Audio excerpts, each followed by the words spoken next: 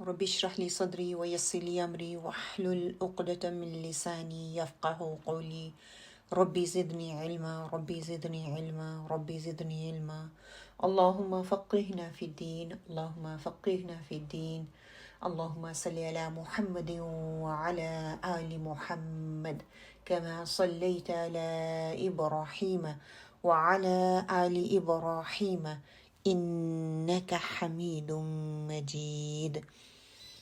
اللهم بارك على محمد وعلى آل محمد كما باركت على إبراهيم وعلى آل إبراهيم إنك حميد مجيد. يا رب لك الحمد كما ينبغي لجلال وجهك سلطانك. اللهم ربنا لك الحمد بما خلقتنا ورزقتنا وأنقذتنا وفرجتنا، وأن لك الحمد بالإيمان، ولك الحمد بالسلام، ولك الحمد بالقرآن. أما بعد، فأعوذ بالله من الشيطان الرجيم. بسم الله الرحمن الرحيم. اللهم ثبتنا عند الموت بلا إله إلا الله. اے ہمارے اللہ، ہمیں ہماری موت پر کلمہ لا الہ الا اللہ پر ثابت قدم رکھنا۔ آج کا ہمارا ٹاپک جو ہے محاسبہ نفس پہ ہم بات کریں گے کہ ہم اپنے نفس کا محاسبہ کیسے کر سکتے ہیں، کہ جو انسان اپنے عمل کی ذمہ داری اپنے اوپر نہیں لیتا، وہ انسان ایسا انسان ہے جس کے اوپر کوئی بھی بھروسہ نہیں کر سکتا یا اس پہ بھروسہ کیا ہی نہیں جا سکتا۔ محاسبہ سیلف ڈسپلن کو کہتے ہیں، سیلف ریفلیکشن کو کہتے ہیں۔ چاہے آپ کو قرآن سے ملے یا باہر سے ملے، مور اور لیس ایک جیسی ہی ہیں۔ اپنے آپ سے سوال کریں، کیا اللہ نے زندگی مجھے ایسے ہی دے دی ہے؟ کیا اللہ نے زندگی مجھے ایک ذمہ داری کے طور پر دی ہے، یا صرف اے انسان جا اور زندگی گزار کے واپس آ جا؟ اللہ نے مجھے اور آپ کو انسان بنا کر ہمارے کندھوں پر بہت بڑی ذمہ داری ڈالی۔ کائنات کو غور و فکر سے دیکھیں تو کیا ہمیں پتہ چلتا ہے؟ مخلوقات کی بدلنے کی صلاحیت، اس میں ہمیں ڈائیورسٹی نظر آتی ہے، ہمیں اختلاف نہیں نظر آتا، ہمیں ورائٹی نظر آتی ہے، کسی قسم کی کوئی کمی نظر نہیں آتی۔ اگر اللہ چاہتا تو وہ کچھ بھی بنا سکتا تھا نا، کتا، بلی، گائے، بھینس، مچھلی and many more things we can think about it، لیکن نہیں۔ یہ اللہ کی رحمت ہے کہ اس نے ہمیں انسان بنایا، 2 پاؤں پر چلنے والا انسان۔ جانوروں کی طرح بھی بنا سکتا تھا نا اللہ کی ذات، 4 پاؤں پر چلنے والا، لیکن نہیں، سر اٹھا کر زندگی گزارنے والی مخلوق بنا دیا تاکہ فخر سے سر اٹھا کر زندگی گزار سکیں، عقل کا استعمال کر سکیں، فیصلہ کرنے والی مخلوق بنا دیا۔ اللہ نے شرف دیا، اشرف المخلوقات بنایا، ساری مخلوق کو انسان کے تابع کر دیا۔ کیوں؟ اسکالرز کہتے ہیں کہ اللہ نے انسان کو ایموشنز دے کر، جذبات سے مزین زندگی دے کر اللہ نے بہت احسان کیا۔ ہمیں ایک دوسرے کا احسان ہے، ایک دوسرے کا خیال کرتے ہیں، عقل اور شعور کا استعمال کرتے ہیں۔ اس عقل اور شعور کا استعمال کر کے احساس ہوتا ہے کتنی اعلیٰ مخلوق اللہ نے ہمیں بنایا۔ پھر اس عقل اور شعور کی بنیاد پر کندھوں پر اللہ تعالیٰ نے ذمہ داری ڈال دی۔ عقل اور شعور کی وجہ سے ہی وہ ذمہ داری آتی ہے، اس ذمہ داری کو نبھانے کی کوشش انسان کرتا ہے، یا اسے ضائع کرتا ہے، یا تو وہ اپنا محاسبہ کرتا ہے، یا نفس کا بندہ بن جاتا ہے۔ اور اسی لیے اللہ نے قرآن دیا تاکہ محاسبہ کرے انسان، اپنا نفس کے بندے نہ بنے بلکہ ہم اللہ کے بندے بن کے رہیں۔ سورہ تکاثر کی آیت نمبر 8 اس محاسبے کی دلیل ہے کہ اللہ تعالیٰ ہر ایک سے حساب لے گا۔ اعوذ باللہ من الشیطان الرجیم، بسم اللہ الرحمن الرحیم۔ سورۃ تکاثر آیا 8۔ ثم لتسألن یومئذ عن النعیم، پھر ضرور باز پرس ہوگی اس سے اس دن نعمتوں کے بارے میں، کہ جو نعمت اللہ تعالیٰ نے دی ہے اللہ سبحانہ وتعالیٰ ضرور اس سے اس دن اس کا حساب لے گا۔ اس کے محاسبے کی یہ بہترین آیت جو ہے اس چیز کی دلالت کرتی ہے کہ اللہ نے ہمیں انسان بنا دیا، تو اس کے حوالے سے شاعر کیا کہتا ہے؟ کہتا ہے کہ قیامت تک رہے سجدے میں میرا سر اے خدا، کہ شکر کے لیے یہ زندگی کافی نہیں۔ ثم جو لفظ یہاں پہ استعمال ہوا ہے نا، جب بھی قرآن میں آتا ہے، آپ کو قرآن کے جو اسٹوڈنٹ ہیں ان کو اچھی طرح سے اس بات کا اندازہ ہوگا، وہ اس بات کو انڈیکیٹ کرتا ہے کہ جو بھی بات پہلے ہو رہی ہے یا بعد میں ہوگی وہ تھوڑے وقفے سے ہوگی، اس کو تھوڑا ٹائم لگے گا، تاخیر ہے اس میں، ڈیلے ہے اس میں۔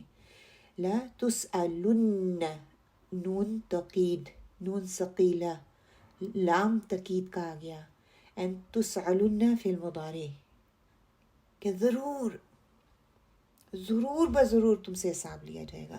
یہ ہو ہی نہیں سکتا کہ اللہ سبحانہ وتعالیٰ تم سے حساب نہ لے۔ پھر یہ کہ اسکالرس کہتے ہیں کہ لَتُسْأَلُنَّ مور انٹینس ہے کمپیئر ٹو لَتَرَوُنَّ الْجَحِيمَ۔ کیوں؟ کیونکہ جہنم کو دیکھنا ہے، ایک باہر کا دیکھنا ہے، لیکن لَتُسْأَلُنَّ سوال کیا جائے گا ہر ایک سے انڈیویجولی، یعنی کہ روز محشر کی طرف اشارہ کر کے اسکالرس کہتے ہیں یہ بتایا جا رہا ہے۔ آپ صلی اللہ علیہ وآلہ وسلم نے فرمایا یقیناً جس سے قیامت کے دن سوال کر لیا گیا، سمجھ لو اس کے لیے تو ہلاکت ہے، اس کے لیے تباہی ہے۔ اگر اللہ سبحانہ وتعالیٰ نے مجھ سے یا آپ سے سوال کر لیا تو کیا کریں گے؟ جب بھی آپ کے سامنے جواب دہی کا، اکاؤنٹیبلٹی کا کوئی بھی قرآن پڑھتے ہوئے کوئی آیت آتی ہے، اگر آپ کو اس کا سمجھ آ جاتا ہے کہ اس کا ترجمہ کیا ہے، تو اللہم حسبنی حسابا یسیرا، کہ اللہ تعالیٰ مجھ سے آسان حساب لینا۔ ایک دفعہ حضرت عائشہ رضی اللہ تعالیٰ نے آپ صلی اللہ علیہ وسلم سے آسان حساب کے بارے میں پوچھا تھا کہ بتائیں کہ یہ کیا ہے، مجھے ایکسپلین کریں۔ تو آپ صلی اللہ علیہ وآلہ وسلم نے فرمایا جس سے کوئی سوال نہیں کیا گیا وہ پاس ہے، اس کا حساب آسان ہے۔ جس سے پوچھ لیا گیا کیوں کیا، یہ کس لیے کیا، تو بس مارا گیا۔ دیکھیں یہ اللہ سبحانہ تعالیٰ کا احسان ہے کہ اس نے ہمیں قرآن میں پہلے سے ہی بتا دیا۔ اللہ کو پتا تھا نا کہ میں انسان کو بنا رہا ہوں، اس کو کریٹ کر رہا ہوں، انسان کو جس کو میں نے بنایا ہے یا بنانے جا رہا ہوں وہ بہت ہی forgetful ہوگا، بار بار بھول جائے گا، بار بار اس کو ریمائنڈر کی ضرورت ہوگی۔ اللہ نے ہمیں نسیان سے بنایا ہے۔ دیکھیں ہم معلوم ہونے کے باوجود بھول جاتے ہیں، جاننے کے بعد بھی بھٹک جاتے ہیں، جو علم کے باوجود اپنے قدم عمل کی طرف نہیں بڑھا پاتے، تو پھر وہاں پر قرآن ریمائنڈر ہمارے لیے بن کے ہمارے سامنے آتا ہے۔ یہ اللہ کی رحمت ہے کہ وہ بار بار قرآن کے ذریعے ہمیں ریمائنڈ کرواتا رہتا ہے۔ قرآن میں بار بار چیزیں ریپیٹ ہوتی ہیں۔ کس لیے ہوتی ہیں؟ اسی لیے ہوتی ہیں، اللہ تعالیٰ کو پتہ تھا مجھے اور آپ کو ریمائنڈر کی ضرورت ہے، کہ ہم پڑھتے ہیں بھول جاتے ہیں، پھر اللہ تعالیٰ کتاب میں پھر ہمیں یاد دلاتے ہیں، ہم پھر کرنے لگ جاتے ہیں، تھوڑی دیر کے لیے کرتے ہیں پھر بھول جاتے ہیں، شیطان ہمیں بھلوا دیتا ہے نا، تو پھر اللہ تعالیٰ ریمائنڈر بھیج دیتے ہیں۔ سبحان اللہ، یہ کتنا بڑا اللہ تعالیٰ کا احسان ہے، یہ اللہ تعالیٰ کی محبت ہے کہ وہ بار بار ہمیں یاد دہانی کرواتا ہے کہ ابھی تک نہیں سنبھلے تو سنبھل جاؤ، اپنی غفلت سے ہی نکل آؤ، نہیں نکلے تو اب نکلو، جب تک زندہ ہے ہمارے پاس ٹائم ہے کہ اپنی آپ کو آخرت کے لیے تیار کر لیں۔ اللہ کو تم سے امید ہے، اللہ کو مجھ سے امید ہے، اللہ کو ہم سب سے امید ہے اللہ کو تم سے ایکسپیکٹیشن ہے، مجھ سے ہیں، ہم سب سے ہیں۔ اگر وہ ذات آپ کو ہر صبح سورج دکھاتی ہے، سورج کی کرنیں آپ پہ آتی ہیں، رات دکھاتی ہے، رات کو آرام کرتے ہیں، سوتے ہیں، صبح پھر آ جاتی ہے، اس چیز کی بنیاد ہے کہ وہ ہمارے لیے خیر خواہ ہے۔ کیوں؟ کیونکہ کبھی کبھی قرآن پڑھتے ہوئے انسان روتا ہے۔ کیوں دل کرتا ہے کہ ہم ایسے کیوں نہیں جیسا کہ قرآن چاہتا ہے، جیسا کہ اللہ سبحانہ و تعالیٰ چاہتے ہیں، جیسا کہ آپ صلی اللہ علیہ وسلم نے بتایا کہ ایک مومن، ایک مسلمان ایسے ہوتا ہے۔ قرآن کے ہر صفحے پر قیامت کا ذکر ہے، موت کا ذکر ہے، حساب کتاب کا ذکر ہے۔ کیوں نہیں میں بدلتی؟ کیوں ہم نہیں بدلتے؟ وجہ کیا ہے کہ اللہ کی محبت، میرا اللہ کی محبت جو ہے نا ہمیں نظر آتی ہے کہ میرا بندہ سیدھی راہ اختیار کر لے، راہ راست پر آ جائے۔ اللہ کو پتہ ہے کہ اس بندے کے اندر یہ کیپیسٹی ہے، اس کے اندر یہ استطاعت ہے کہ وہ اپنے آپ کو بدل سکتا ہے، اپنے آپ کو آگ سے بچا سکتا ہے، آخرت کی کامیابی کی طرف لپک سکتا ہے، آخرت کی کامیابی کی طرف یہ دوڑ سکتا ہے کہ ٹرانسفارمیشن انسان کر سکتا ہے۔ اور ٹرانسفارمیشن دو طرح کی ہوتی ہے، ایک دنیاوی اور ایک ایمان کی۔ اچھا، یہ انسان کے اندر اللہ نے رکھ دی ہے کہ وہ اپنے اندر آسانی سے کسی بھی عادت کو اپنے اندر پیدا کرنے کے لیے تھوڑی سی کوشش کرے تو اپنے آپ کو بدل سکتا ہے، اپنے عادات کو بدل سکتا ہے، اپنے طور طریقوں کو بدل سکتا ہے، اپنی بری عادات کو نکال کر اچھی عادات سے اس کو ٹرانسفر اپنے اندر کر سکتا ہے۔ اگر ہم دیکھیں دنیاوی ٹرانسفارمیشن کیسے ہوتی ہے، برائیوں کی طرف تیزی سے انسان جاتا ہے، اور اگر دین کی طرف دیکھیں، تھوڑا سا کمپیریزن کر کے دیکھیں، ایک طرف دنیاوی ٹرانسفارمیشن ہے اور ایک طرف دینی ہے۔ دنیاوی کیا ہے کہ برائیوں کی طرف انسان تیزی سے بھاگتا ہے، اور دینی کیا ہو سکتی ہے کہ نیکیوں کی طرف تیزی سے آتا ہے، قرآن سے دل لگی ہوتی ہے۔ دنیاوی کیا ہے کہ محنت کرنی ہے، بڑا گھر لینا ہے، کاروبار کرنا ہے، یونیورسٹی جانا ہے، بڑی گاڑی لینی ہے، اپنا لائف سٹائل بدلنا ہے، اس کو اپنے انداز سے زندگی کو جینے کی کوشش میں لگن میں لگے رہنا ہے۔ گناہ انسان کرتا ہے، غلطیاں کرتا ہے، برائیاں کرتا ہے، غلط کمپنی میں آ جاتا ہے۔ اس کے برعکس جب دینی ہم بات کرتے ہیں، اس کو نیکیوں کا شوق ہوتا ہے، تیزی سے وہ قرآن اس کا دل کرتا ہے کہ وہ پڑھے، اس کی نیکیوں کی طرف جب وہ دوڑتا ہے تو وہ دنیاوی زندگی کو بہت پیچھے چھوڑ دیتا ہے۔ وہ صرف اس کی غرض جو ہے، اس کی لگن جو ہے، اس کی دوڑ جو ہے، وہ اپنی آخرت کو سامنے رکھتے ہوئے نیکیوں کی طرف ہوتی ہے۔ دنیا اس کو اٹریکٹ نہیں کرتی، وہ دنیا سے متاثر نہیں ہوتا۔ جبکہ دنیاوی بندہ جو ہوتا ہے، اس کی جو ٹرانسفارمیشن ہوتی ہے، وہ دنیا کو دیکھ کے دنیا کی طرح ہی بدلنا چاہتا ہے، اور جو دنیاوی طور پہ ہوتی ہے، اس کی ٹرانسفارمیشن آخرت کو سامنے رکھ کے ہوتی ہے۔ پھر دیکھ لیں دنیا اور دین۔ مجھے ذمہ داری دے کر اس زمین پر بھیجا گیا، میں اس دنیا میں اپنی ساری زندگی بے سکونی، بے چینی، گلے شکوے، شکایت، ادھر ادھر کی باتوں میں زندگی ختم کر رہی ہوں، غلط خواہشات کے پیچھے، غیبت کرنا، حلال کو کافی نہ سمجھنا، فرصت کا غلط استعمال کرنا، وقت ہونے کے باوجود بس ادھر ادھر کی باتوں میں اس کو ادھر ادھر کے کاموں میں ضائع کر دینا۔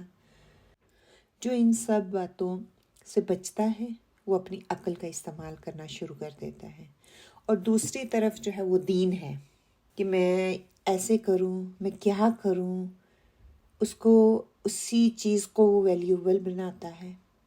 جو بولوں، جو بھی قدم میں اٹھاؤں، جو بھی چوائس بناؤں، اس کو اپنے رب کے ہاں ایک ویلیو ملے، وہ ویلیوبل چوائس ہو اس کی، اللہ کے ہاں وہ مقبول ہو جائے، وہ خالص اللہ کے لیے کر کے وہ چیز کرتا ہے کہ اللہ کو پسند آ جائے، اللہ کے بتائے ہوئے طریقے پہ ہو۔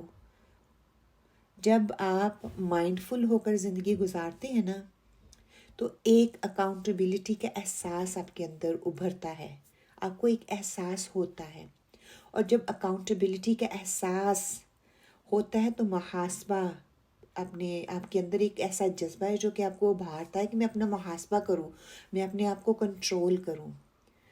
محاسبۃ النفس کرتے ہوئے انسان کیا کرتا ہے کہ اپنی زندگی کا جو مقصد ہے اس کو گزارنے کی کوشش کرتا ہے۔ آپ بازار جائیں، آپ کھانا پکائیں، آپ اپنے کاروبار پر لگائیں، لیکن جب محاسبہ تو نفس انسان کے اندر آ جاتا ہے نا تو یہ ساری کی ساری چیزیں جو میری زندگی کا مقصد یا پرپس بنی ہوئی ہوتی ہیں وہ ایک سرسری شکل اختیار کر لیتی ہیں، وہ ہم اس کو ایک سائڈ پہ رکھ دیتے ہیں۔ آپ ان چیزوں میں اپنا قیمتی وقت سرو نہیں کرتے کیونکہ آپ کو ویلیو سمجھ آ گئی ہے، یہ دنیا کی کوئی ویلیو نہیں ہے، یہ ایک چھوٹی سی ان نیسسرلی چیزیں ہیں جن کے پیچھے میں بھاگ رہی ہوں۔ ایک لاجک کی بات کریں نا، آپ بازار گئی، اس کا رزلٹ کیا ملا، کیا فائدہ ملا؟ ایسے ہی کھانا بنایا، تیار کیا، اس کا فائدہ کیا ہے؟ آج دیکھ لیں ہمارے سامنے ہے نا یہ چیزیں، انسان سارا دن مختلف قسم کی ورائٹی والی فوڈ بناتا ہے، ٹھیک ہے، ڈفرینٹ ڈشز آ رہی ہیں آج کل، انسان اس پہ ٹائم سرو کرتا ہے، اس کو بناتا ہے، پھر جب میں اچھی نہیں بنتی تو کیا کہتے ہیں، یہ اچھی نہیں بنی، کل کو کوئی اور ٹرائی کریں گے۔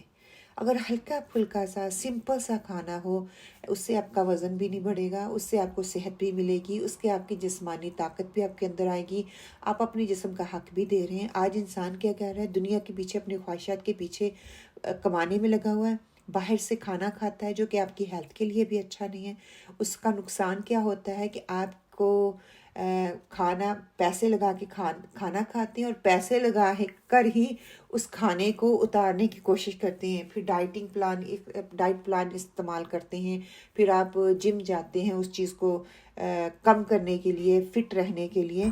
تو کیوں نہ اپنے آپ کے اندر اللہ سبحانہ تعالیٰ نے جو ایک ایسی چیز رکھ دی ہے جو کہ پرپس فل ہے کہ آخرت کو سامنے رکھ کے اپنی زندگی کو جیو، آخرت کو سامنے رکھ کے کھاؤ، آخرت کو سامنے رکھ کے ہر کام کا فیصلہ کرو، تو آپ کے لیے دنیا بھی آسان اور آخرت بھی آسان۔ ہم دنیا میں رہتے ہیں نا اور فائدوں پر بڑی ہماری نظر ہوتی ہے، اور افسوس کی بات یہ ہے کہ وہ صرف دنیاوی فائدوں پر ہوتی ہے، آخرت کے فائدوں کی طرف نہیں ہوتی۔ شیطان ہمیں آنے ہی نہیں دیتا، ہمارا نفس اس کی نمائندگی کرتا ہے۔ ہر کام جو ہم کرتے ہیں نا، اگر اس میں ہم اپنے نفس کے محاسبے پر نظر رکھیں تو شاید ہمارے اندر پازیٹیوٹی آ جائے۔ مثال کے طور پہ آج آپ یہاں پر آئیں، کلاس کو آپ لوگوں نے اٹینڈ کیا اور آپ نے سیکھا مسلمان، ایک مومن، ایک محسن وہ شخص ہوتا ہے جو اللہ سے محبت کرنے والا ہوتا ہے، جو اللہ سے محبت کرتا ہے، جو دوسروں کو معاف کر دیتا ہے۔ ویری سمپل، کیا ہم کرتے ہیں؟ عمل میں کمی ہے نا، ہم نہیں کرتے۔ کلاس لیتے ہیں، ہمیں علم آتا ہے، ہمارے علم میں اضافہ ہوتا ہے، لیکن محاسبہ ہم کرتے ہی نہیں ہیں کیونکہ اکاؤنٹیبلٹی کا احساس ہی نہیں ہے۔ دوسروں کی اکاؤنٹیبلٹی کرنے کے لیے ہم تیار ہیں، لیکن نہیں کرنی تو اپنی اکاؤنٹیبلٹی نہیں کرنی۔ ایک مومن محسن ایمان والے کے لیے یہ ہو ہی نہیں سکتا کہ علم آ رہا ہو اور عمل بہتر نہ ہو، وہ اپنا محاسبہ نہ کرے۔ قرآن محبت کرنا سکھاتا ہے۔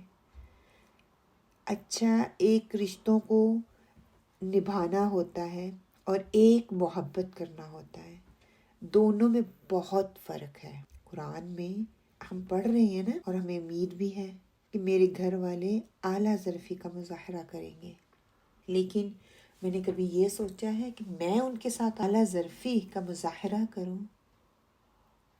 بیوقوفی ہے نا، کہ پڑھ میں رہی ہوں، سیکھ میں رہی ہوں، لیکن امید مجھے ان لوگوں سے ہے جنہوں نے نہ پڑھا ہے نہ سیکھا ہے، نہ جانا ہے، نہ انہیں کوئی علم ہے۔ امید میری ان لوگوں سے ہے، حتیٰ کہ الٹا ہونا چاہیے۔ میں پڑھ رہی ہوں، آپ پڑھ رہے ہیں، ہمارے اندر تبدیلی آنی چاہیے، ہمیں اپنا آپ بدلنا چاہیے، نہ کہ ان کو۔ دیکھیں، جب آپ کا قرآن سے تعلق ہوتا ہے نا، قرآن آپ کو امپاورمنٹ دیتا ہے، کنٹرول کرنے کا، محاسبہ کرنے کا۔ آج کل میں اور آپ قرآن سے دور ہو کر سمجھتے ہیں کہ ہم امپاورمنٹ ہمارے اندر آ رہی ہے۔ نہیں، یہ بالکل غلط ہے۔ اپنی خواہشوں کے، میڈیا کے، دنیا کے، وقت کو ضائع کرنے کے، بے حیائی کے، ان سب کو ہم سمجھتے ہیں کہ یہ ہمارے اندر امپاورمنٹ پیدا کر رہی ہے۔ اصل میں امپاورمنٹ ہے کیا؟ امپاورمنٹ وہ ہے جو ہمیں قرآن دیتا ہے، جس سے ہم اپنے آپ کو کنٹرول کرنا شروع کر دیتے ہیں، اپنے جذبات کو، اپنی فیلنگ کو، اپنے غصے کو کنٹرول کرنا شروع کر دیتے ہیں۔ مثال کے طور پر یہ بڑی بڑی کرینز جو بلڈنگز کے لیے استعمال کرتے ہیں نا بلڈرز، اس کی باڈی کو بہت زیادہ پاور کے ساتھ کنٹرول کیا جاتا ہے، پھر جا کر وہ ہیوی وزن اٹھانے کا کام کرتی ہے۔ ورنہ اگر ایسا نہ کیا جائے تو اس کا ہیڈ جو ہے اس طرح سے کام نہ کر سکے، وہ تو بہت تباہی مچا دے۔ اور دوسری طرف اس کو کنٹرول کیا ہے تو وہ کتنا فائدہ دے رہا ہے نا، اس کو کنٹرول کر کے اس کا ہیڈ، اگر آپ نے وہ دیکھا ہو کہ مشین کس طرح کنٹرول کر کے آگے پیچھے اس کو لے کے جاتے ہیں، اس کے اندر مختلف قسم کی مشینری ہوتی ہے جس کے ہیڈ جو ہے وہ خود کنٹرول کرتے ہیں۔ اس میں آسانی اس میں آپ کو لگتی ہے، اور اگر اس کو کنٹرول نہ کیا جائے تو کیا ہوتا ہے، وہ کتنی تباہی اور بربادی پیدا کرے۔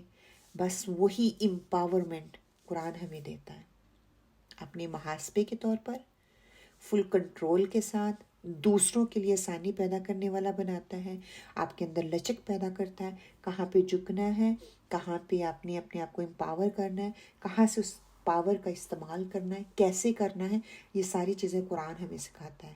بالکل اسی کرین کی طرح کہ اگر تو وہ کنٹرول میں ہے، میرا نفس میرے کنٹرول میں ہے، میں اس کو وقت کا محاسبہ کر رہی ہوں، مجھے پتا ہے کہ کل حساب کی فکر آج کے عمل کو بدل دے، یہی محاسبہ ہے، پھر اس وقت مقابلہ نہیں آتا، اس وقت حسد نہیں آتا، اس وقت میں دوسروں کو لک ڈاؤن نہیں کرتی۔ اس نے مجھے فون نہیں کیا، میں نہیں اس کو کروں گی، اس نے مجھے سلام نہیں کیا، میں بھی سلام نہیں کروں گی، اس نے میری طرف دیکھ کے منہ چڑھایا، میں بھی منہ چڑھا سکتی ہوں، اس نے مجھے دیکھ کے مجھے اگنور کرنے کی کوشش کی، میں بھی تو اگنور کر سکتی ہوں، اس نے میرا حق نہیں دیا تو میں بھی اس کا حق نہیں ادا کروں گی۔ مجھے میری قبر میں جانا ہے، آپ کو اپنی قبر میں جانا ہے، مجھے اپنے رب کے آگے کھڑے ہونا ہے، آپ کو اپنے رب کے آگے کھڑے ہونا ہے، مجھے اپنی اکاؤنٹیبلٹی کرنی ہے، آپ کو اپنی اکاؤنٹیبلٹی کرنی ہے، مجھے میرے رب کی مغفرت اور بخشش چاہیے، اور آپ کو اپنے رب کی مغفرت اور بخشش چاہیے۔ اگر اس طریقے سے سوچوں گی نا تو انشاءاللہ باذن اللہ آگے بڑھتی چلی جاؤں گی۔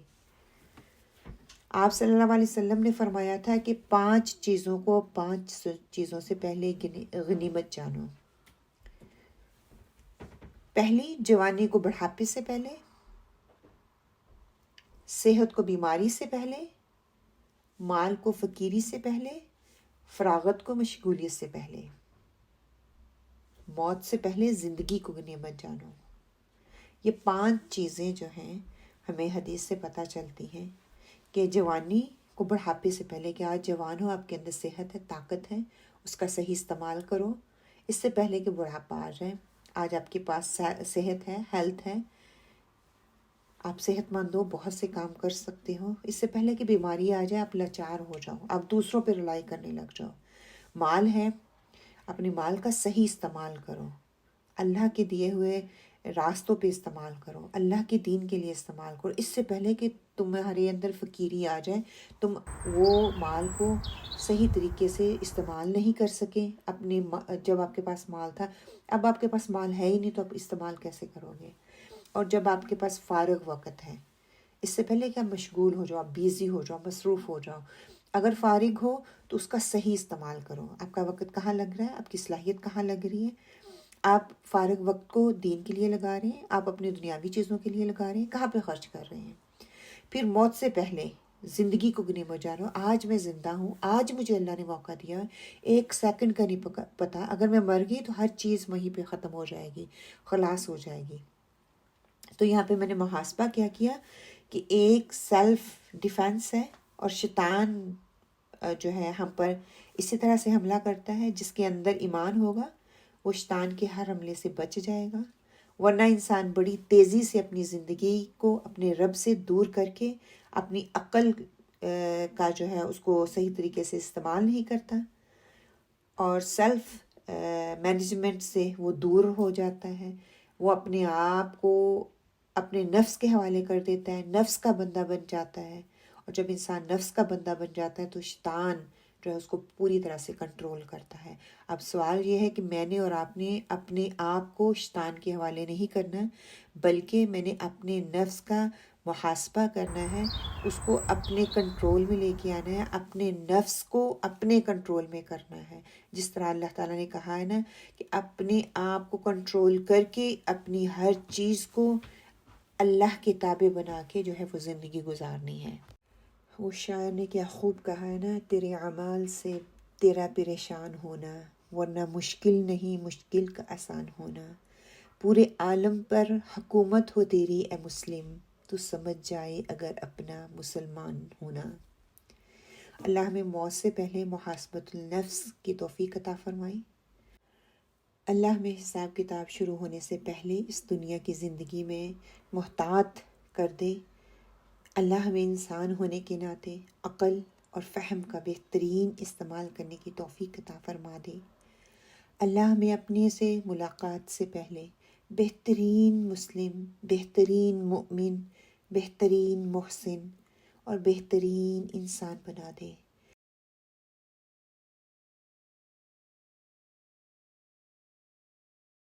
آمین، اللہم آمین.